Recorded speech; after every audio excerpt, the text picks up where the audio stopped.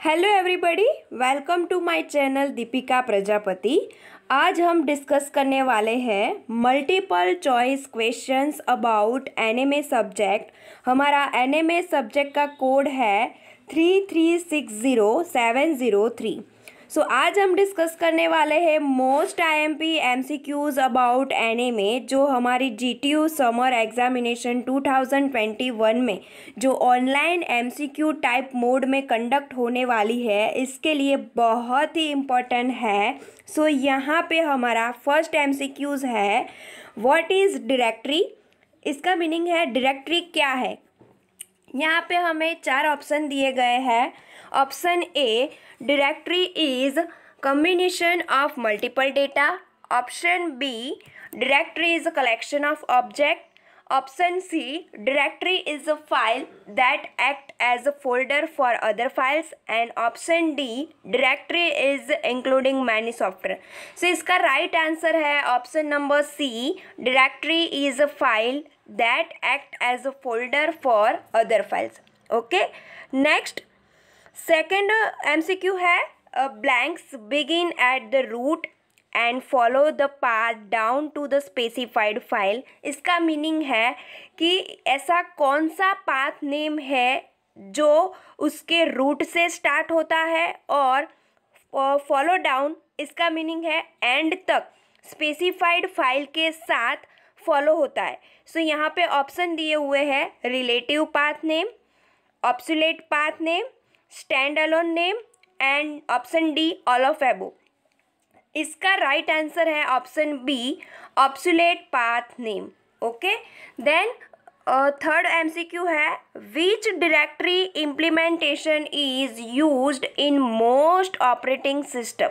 यहाँ पे ऐसा कहा गया है एमसीक्यूज 3 में, कौन सी डायरेक्टरी इम्प्लीमेंटेशन जो है वो ऑपरेटिंग सिस्टम के इम्प्लीमेंटेशन के लिए बहुत ही ज़रूरी है, यूज्ड होती है। सो यहाँ पे ऑप्शन है single level directory structure, 2 level directory structure, 3 level directory structure, it means 3 directory structure, and option number D है ए साइक्लिक डायरेक्टरी स्ट्रक्चर। तो इसका राइट आंसर है option number C, tree directory structure.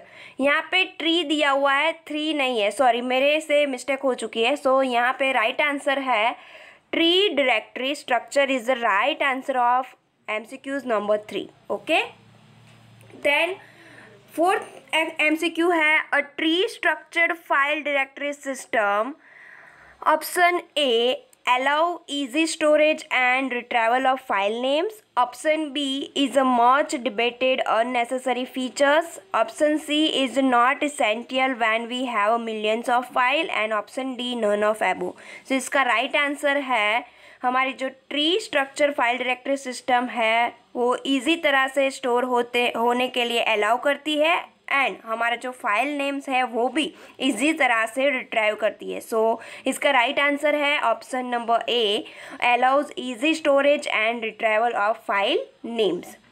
Then next, blanks begin at root and follow path down to the specified file. ये हमारा I think repeated है, ये यहाँ पे ऑलरेडी डिस्कस हो चुका है, ये वाला आप लोग देख सकते हैं। सेकेंड जो है वही हमारा 5th है। ओके, सो उसके डिस्कस करने की कोई ज़रूरत नहीं है। उसके बाद next, which type of software can be use to merge data of 2 files in a 1 file.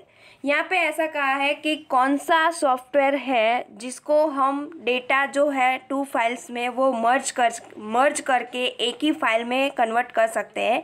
सो यहाँ पे सॉफ्टवेयर के नाम दिए हैं system software, networking software, documenting software and utility software. तो यहाँ पे ऑफ कोर्स इसका आंसर आएगा option number D, utility software. Then next, which of following need a device driver. Which of following need a device driver. Device driver के लिए यहाँ पर जो दिए हुए ऑप्शन है उसमें से कौन सा ज़रूरी है। सो ऑब्वियसली उसका राइट आंसर है डिस्क। यहाँ पे ऑप्शन दिए हैं cache, disk, main memory and register. तो उसका राइट आंसर होगा option number B, disk. Next, Blank is a software application for organizing information about computer networks, user and object. So यहाँ पे ऐसा कहा गया है, यहाँ पे ऐसी कौन सी सर्विसेज है जो सारी की सारी इंफॉर्मेशन जो है हमारे कंप्यूटर नेटवर्क यूज़र की एंड ऑब्जेक्ट की वो इजी तरह से ऑर्गेनाइज हो सके. सो यहाँ पे ऑप्शन दिए गए हैं computer, directory services, programs and network services. तो इसका राइट आंसर है option B, directory services. Then next 9 number का जो है MCQ, which one is a not application of directory services. यहाँ पर जो दी गई है इनमें से कौन सी एप्लीकेशन जो है वो डायरेक्टरी सर्विसेज की नहीं है. सो यहाँ पर लिखा है resource planning, security and firewalls, resource provisioning and D all of above. So यहाँ पर दी गई जो है ए बी सी में वो कोई भी एप्लीकेशन डायरेक्टरी सर्विसेज की नहीं है. सो इसका राइट आंसर है डी, ऑल ऑफ एबो, नन ऑफ. यहाँ पे जो दी हुई है वो कोई भी नहीं है एप्लीकेशन डायरेक्टरी सर्विसेज की. Okay. Then next, which services used a hierarchical naming model. So यहाँ पे ऑप्शन दिया गया है network service, directory service, data service and none of above. So यहाँ पे ऐसा कहा है कि जो हायरार्चिकल नेमिंग मॉडल है उनमें यहाँ से दी गई सर्विस है वो कौन सी सर्विस यूज्ड होती है. सो ऑब्वियसली इसका आंसर है directory services, option number B. Then next 11, Novell was an blank software and service company. And यहाँ पे ऑप्शन दिया हुआ है A Korean, B Indian, C American and D Russian. So इसका राइट आंसर है American. इसका meaning होता है जो नोवेल है वो कौन सी सॉफ्टवेयर एंड सर्विस कंपनी का है. सो यहाँ पे कंट्रीज़ के नेम दिए गए हुए हैं. यहाँ पे जो आप लोग देख सकते हैं नोवेल है वो कौन से कंट्री का सॉफ्टवेयर एंड सर्विस कंपनी है. सो अमेरिकन इसका राइट आंसर है.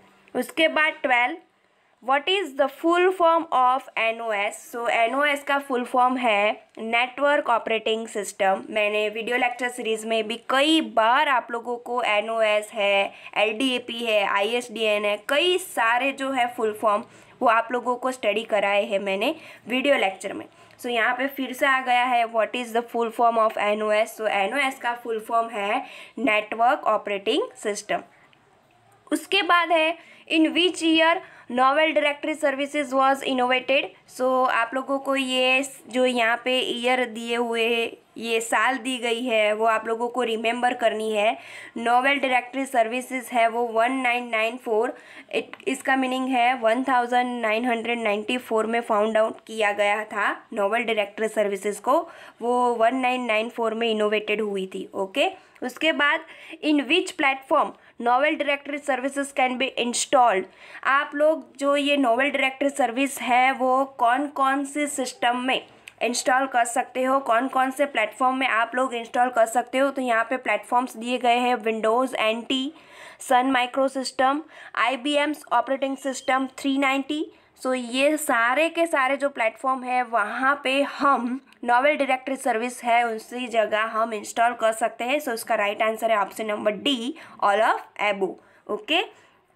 उसके बाद 15 नंबर की ब्लैंक्स है जो blanks to produce global directory service standard. इसका ऑप्शन है directory access protocol, device access protocol, distributed access protocol and network access protocol. So इसका राइट आंसर है डायरेक्टरी एक्सेस प्रोटोकॉल. ये जो हमारा प्रोटोकॉल है वो ग्लोबल डायरेक्टरी सर्विसेज जो स्टैंडर्ड है उसको प्रोड्यूस करता है. ओके. उसके बाद 16 है which services provided by X.500 directory. So यहाँ पे ऑप्शन दी गई है distributed database, replication, Kerberos and D all of above. So ये वाली जो सारे की सारी सर्विसेज है वो X.500 डायरेक्टरी सर्विसेज है वो प्रोवाइड करती है. ओके. सो इसका राइट आंसर है डी, ऑल ऑफ एबो. उसके बाद what is the full form of LDAP. मैंने अभी आप लोगों को कहा ये सारे फुल फॉर्म हम लोगों ने ऑलरेडी डिस्कस कर लिए हैं लेक्चर सीरीज़ में और यहाँ पे फुल फॉर्म फिर से आया है. What is the full form of LDAP.